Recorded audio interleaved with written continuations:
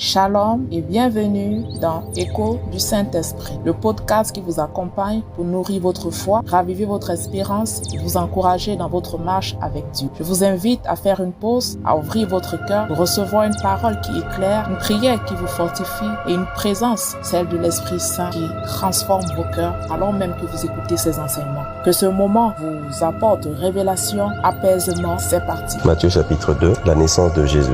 Luc chapitre 2, verset 7. On dit que Marie et Joseph étaient à Bethléem. Ils ont dû s'y rendre à cause du recensement. Et arrivé là-bas, il n'y avait pas de place pour eux. Il n'y avait pas de place. Pas de place pour eux. Là où les hommes logeaient. Et ils sont allés là où étaient les animaux. Quand même étonnant qu'il n'ait pas de place. Et ça fait mal que ce couple qui avait besoin d'une place, bien plus que d'autres familles, parce qu'ils avaient un enfant sur le point de naître. Mais ils n'en ont pas eu. Le Christ, le roi, n'a pas eu de place parmi les humains. Et ses parents ont dû aller là où les animaux sont. C'est comme si le départ sur terre de Christ, c'est un départ de défaveur. Ici, c'est pour nous encourager, pour dire que nous pouvons être appelés à une grande destinée. Mais nous pouvons commencer avec une certaine défaveur aux yeux des hommes.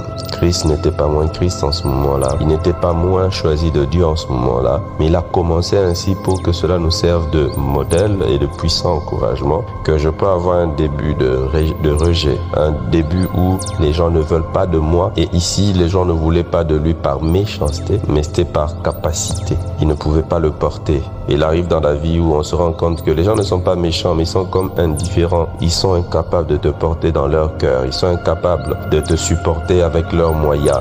Mais tu n'en es pas moins aimé de Dieu. Christ n'a pas eu ce support, ce soutien des hommes, n'a pas eu à être porté particulièrement par les gens dans sa contrée.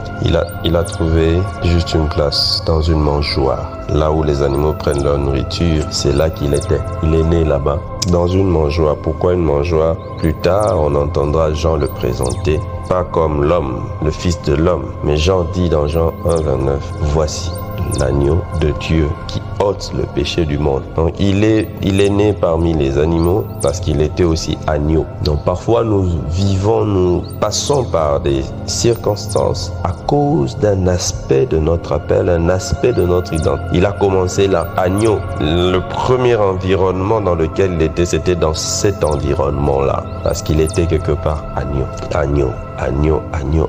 Agneau de Dieu, ôte le péché du monde. Donc parfois nous passons par des circonstances que nous ne savons pas comprendre, mais Dieu sait pourquoi nous passons par là. Cela est attaché à notre appel. Il y a notre identité, un aspect de notre identité qui quelque part a besoin que l'on passe par là. Marie pouvait se demander avec Joseph, mais pourquoi est-ce que Dieu nous a promis, nous avons eu une grande visitation, mais Dieu n'a pas visité les gens pour qu'ils aient à cœur de nous accueillir. Il arrive bien souvent que l'on se pose ce genre de questions. Le Dieu qui m'avait parlé il y a quelque temps, pourquoi est-ce qu'il ne parle pas aujourd'hui? Pourquoi est-ce qu'il n'intervient pas aujourd'hui pour faciliter ce qui est nécessaire pour l'accomplissement de son plan? Dieu ne facilite pas toujours ce qui est nécessaire pour l'accomplissement de son plan. Il ne le fait pas toujours. Il n'a pas facilité que Saül peut-être prenne David en affection. Il ne l'a pas fait. David, à qui Dieu était apparu, vers qui Samuel était arrivé pour loindre roi, Saül n'a pas eu à voir l'apparition de Dieu pour lui dire aime ce garçon. Non, au contraire, Saül ne faisait que haïr de plus en plus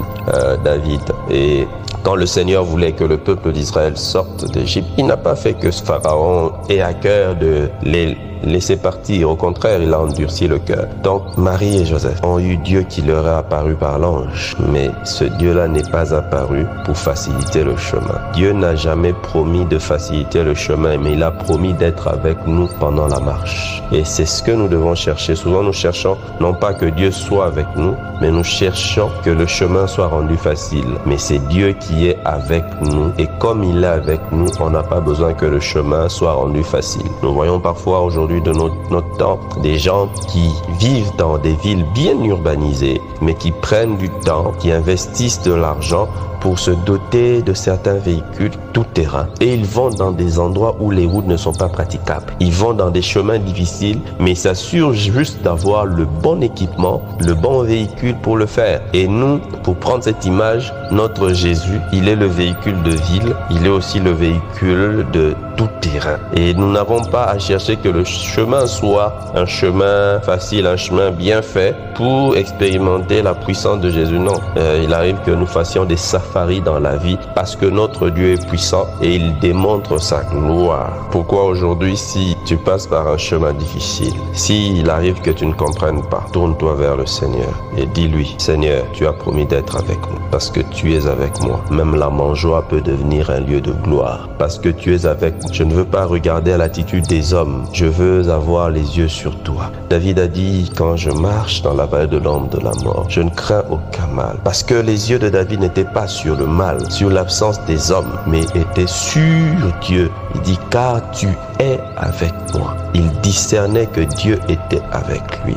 Il discernait que Dieu était là et Dieu était là pourvu des moyens nécessaires là où l'était le bâton. Et aujourd'hui, tu peux dire: Seigneur, ouvre-moi les yeux. Je veux que mon cœur soit sensible à ta présence. Je veux reconnaître ta présence dans ma vie. Pendant que c'est difficile, je veux reconnaître que tu es là. Pendant que c'est difficile, je veux reconnaître que tu me soutiens. Pendant que c'est difficile, je veux reconnaître que, Seigneur, c'est toi qui me conduis. C'est toi qui me soutiens. C'est toi qui me portes sur ce chemin difficile. Difficile, c'est dur, mais je sais que ça l'est moins parce que tu es avec moi. Je veux reconnaître que tu es avec moi. Pendant que je pleure, tu es avec moi. Il est vrai que je pleure, mais tu es le Dieu qui est avec moi. À mes côtés, tu me soutiens. Merci, chers frères et sœurs, d'avoir écouté cet épisode de Écho du Saint-Esprit. J'espère que ce message a semé en vous quelque chose de bon et de vrai. Si ce podcast vous a édifié, n'hésitez pas à le partager autour de vous, à vous abonner et à nous laisser un petit mot d'encouragement. En attendant notre prochain rendez-vous, que la paix de Dieu garde votre cœur et que sa lumière vous guide chaque jour. À très bientôt sous le regard bienveillant du Seigneur Jésus-Christ.